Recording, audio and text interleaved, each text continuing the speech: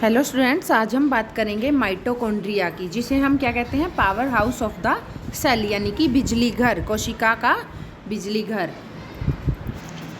इसके अंदर हम पढ़ेंगे सबसे पहले परिभाषा, संरचना, कार्य, विशेषताएं और इसके बारे में थोड़ी सी अतिरिक्त जानकारी। सबसे पहले मैं बात करूं कि माइटोकॉन्ड्रिया क्या होता है। तो माइटोकॉन्ड्रिया एक झिल्ली से घिरा हुआ कोशिकांग है, जिसे कोशिका का ऊर्जा केंद्र यानी कि power house of the cell भी कहा जाता है, क्योंकि यह भोजन से ऊर्जा उत्पन्न करता है। बेटा, इसके अंदर लिखा हुआ है एक झिल्ली, याद रखना, एक झिल्ली। ये एक झिल्ली इस तरीके से नहीं लिखा हुआ कि एक झिल्ली होती है बेटा, इसमें दो। एक झिल्ली यानी कि जैसे हम बोलते हैं ना, एक बात तो ये है, ऐसा नहीं है कि वो पहले दूसरे नंबर पे वाली बात नहीं है इसके अंदर, ठीक है। माइटोकॉन्ड्रिया दो झिल्लियों से घिरा हुआ कोशिकांग है, ठीक है। यदि मैं आपको चित्र में दिखाऊं तो आप देखोगे सबसे बाहर जो लाल रंग से दिखाई दे रही है, ये है बेटा इसकी बाहरी झिल्ली। इसके बाद जो नीले रंग से दिखाई दे रही है, इसके बाहर जो येलो रंग की आउटलाइन है, जो ये आउटलाइन दिख रही है ना आपको येलो कलर की, ये है बेटा आंतरिक झिल्ली। आप देखोगे कि ऐसे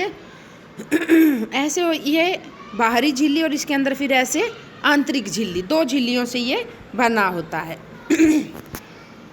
तीसरा, इसके अंदर जो नीले रंग का दिख रहा है आपको, ये है बेटा इसके अंदर जो आपको नीले रंग से दिखाई दे रहा है, ये क्या है, इसका द्रव्य। माइटोकॉन्ड्रिया के अंदर जो मैट्रिक्स होता है, वो मैट्रिक्स लिखा हुआ है ना बेटा, ये मैट्रिक्स, ठीक है। इसके बाद और इसके अंदर क्या होते हैं, राइबोसोम, संश्लेषण कणिका, शिखा, एटीपी सिंथेज कण, डीएनए, बाह्यसीमा पटल और अंतसीमा पटल। जो पटल और बाह्यसीमा और अंतसीमा लिखा हुआ है बेटा, ये दोनों क्या है, बाहरी झिल्ली और आंतरिक झिल्ली। डीएनए लिखा हुआ है क्योंकि माइटोकॉन्ड्रिया एक ऐसी कोशिकांग है जिसके अंदर डीएनए मिलता है, ठीक है। आगे देखो इसकी संरचना, ये दोहरी झिल्ली से बना हुआ बाहरी झिल्ली और आंतरिक झिल्ली के नाम से जिसे जानते हैं। बाहरी झिल्ली जो है बेटा वो चिकनी और सरल होती है। आंतरिक झिल्ली है जो वो मुड़ी हुई, जिसे आप क्रिस्टे कहते हैं, सतह क्षेत्र बढ़ाते हैं। मैंने आपको दिखाया था कि आप चित्र में देख रहे होगे कि जो अंदर वाली है वो ऐसे मुड़ी हुई है। ऐसे क्यों मुड़ी हुई है, ये क्या कर रही है, सतह क्षेत्र को बढ़ा रही है।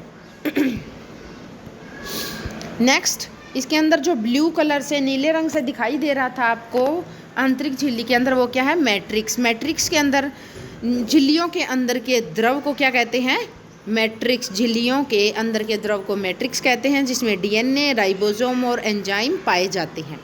माइटोकॉन्ड्रियल के पास खुद का डीएनए होता है, यह कुछ प्रोटीन स्वयं बना सकता है। ये बातें आपको क्या करनी है, याद करनी है।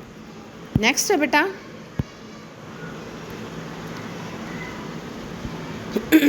कार्य।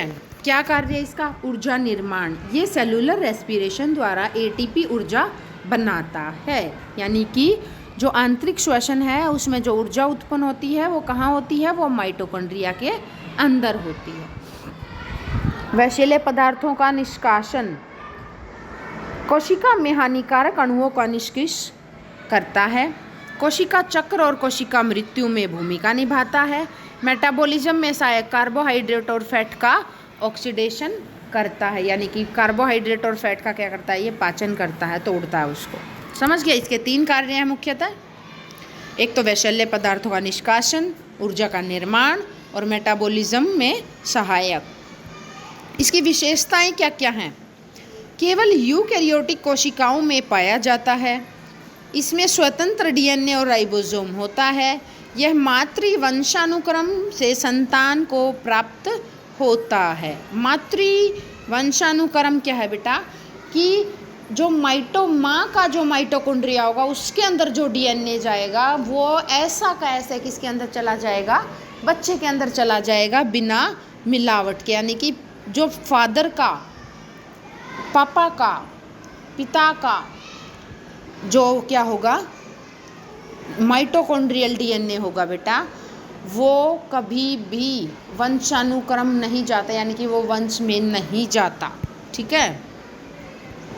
नेक्स्ट है अतिरिक्त जानकारी। माइटोकॉन्ड्रिया की संख्या कोशिका की ऊर्जा आवश्यकता पर निर्भर करती है। यकृत और मांसपेशियां कोशिकाओं में इनकी संख्या अधिक होती है, यानी कि माइटोकॉन्ड्रिया कोशिका में मिलता है, लेकिन उन कोशिकाओं के अंदर ये ज़्यादा मात्रा में मिलेगा जिनमें ऊर्जा की ज़्यादा आवश्यकता होती है, यानी कि यकृत और मांसपेशियों की कोशिकाओं में। आई थिंक आपको ये सब क्लियर हो गया होगा। यदि आपको फिर भी कोई डाउट है तो आप कमेंट सेक्शन में मेंशन करके अपना डाउट क्लियर कर लीजिए। Thank you.